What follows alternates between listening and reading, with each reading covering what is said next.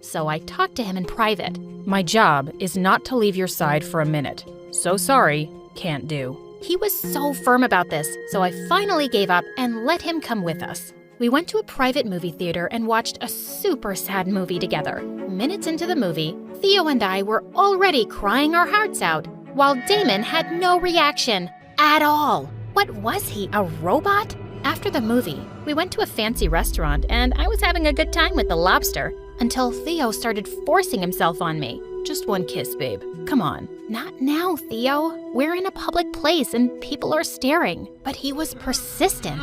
Just then, Damon grabbed him and threw him away like a piece of paper. Theo was furious. He grabbed a chair, but before he could hit Damon with it, I pushed him away. Stop it! Right now! Your stupid bodyguard started it. Why don't you tell him to get a life and go home to his mommy? No, Theo. You go home. I immediately called him a cab, and when he was finally gone, I turned to Damon angrily. I know he was being a jerk, but I can handle my personal life. You don't have to interfere every freaking second. He was disrespecting your personal space. Your job is to keep me safe, not to meddle in my personal matters. Know your boundaries. Apologies. It will never happen again. I actually didn't mind that Theo got the thrashing he deserved, but Damon always being around was just getting on my nerves. A few days later at a concert, I was performing my newest single and everyone was singing along with me. It felt amazing. Some of them even started climbing up on the stage to join me. Suddenly, Damon jumped in and pushed them off stage. What in the world?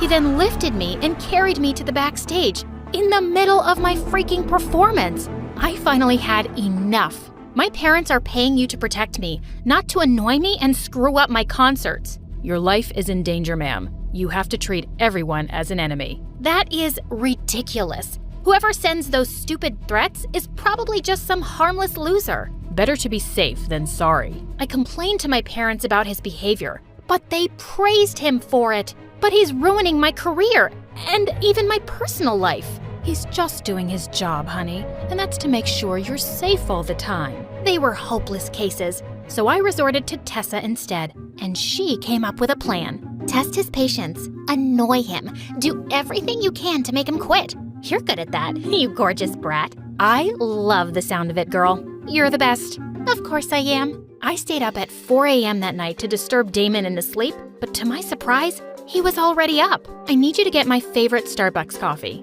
That's not part of my job description. Do it, or I'll make your job harder. Fine. What's your order?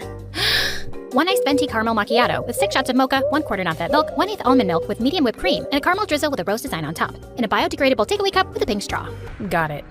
What? I was just messing with him, but to my surprise, he immediately left, and holy mother of toads, he came back with my exact order. How? Anything else? That's all for now. Later that day, I went to the mall and went on a crazy shopping spree, making him carry all my bags to tire him out. But he was like a machine. I entered a clothing store, and as I tried on all the prettiest clothes, I kept asking for his opinion, but he wasn't paying attention. Hello? Aren't you gonna give me a compliment or something? Giving an opinion about your outfits is not part of my job, ma'am. Any normal guy would have been drooling at me by now. He must be a cyborg. To get back at him, I faked a sprain and forced him to carry me on his back, but he was still as strong as a freaking tank. Finally giving up, I went to the bathroom with everything I'd bought and escaped through the window. After making sure that I'd lost him, I went to an orphanage and gave out all the clothes to the kids. While I was having fun with them, Tessa sent me some pictures of Theo kissing a blonde girl in a restaurant. At this point, I didn't even care. Theo was trash. I immediately sent him a message and told him that we were done. He was the worst boyfriend anyway. He started calling me immediately, so I just blocked him.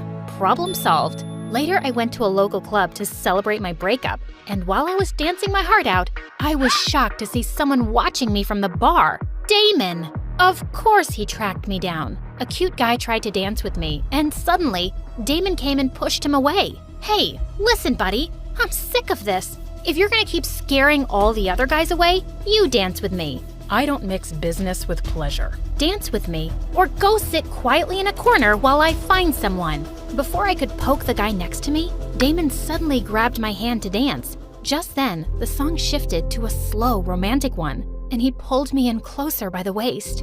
"It's not so bad, is it?" "If you say so, ma'am." "You can say my name, you know." "If you say so, Sasha." He had the faintest smile on his face, and my heart skipped a beat. We slow danced as he looked deep into my eyes, and suddenly, his face was so close to mine. Just then, he pulled away from me, like he'd had an electric shock. We need to go home." "But it's still early." "Safety reasons." Ugh, he was so annoying. When we got home, I saw a box sitting on my bed, and when I opened it, lots of rats jumped out and started running all over the room. Damon saw a little note inside, and for the first time ever, it scared me. For real. "Someone broke into your room. This person means business. We have to be more careful, ma'am." He suggested that I shouldn't go to school for the next few days for safety, and I agreed.